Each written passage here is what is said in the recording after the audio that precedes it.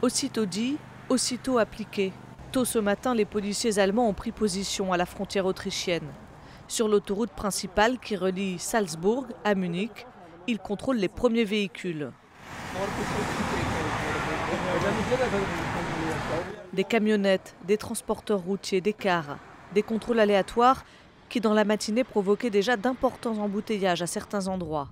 Et les effectifs de police vont être renforcés tout au long de la journée. Les contrôles effectués par la police fédérale ont plusieurs grades d'intensité. Nous sommes flexibles en fonction de l'heure et de l'endroit. Ici, à la frontière avec l'Autriche, sur l'A8, nous effectuons des contrôles visuels du trafic et décidons en fonction du véhicule et des passagers si d'autres mesures doivent être prises. En clair, l'Allemagne continuera de laisser passer les demandeurs d'asile qui fuient un pays en guerre, pas ceux qui migrent pour des raisons économiques. Il faut dire que depuis plusieurs jours, le pays, et principalement la Bavière, proche de l'Autriche, est confronté à un afflux sans précédent de réfugiés, 20 000 rien que ce week-end. Beaucoup ont dû dormir par terre sur des matelas fournis par des bénévoles, faute de pouvoir trouver un hébergement.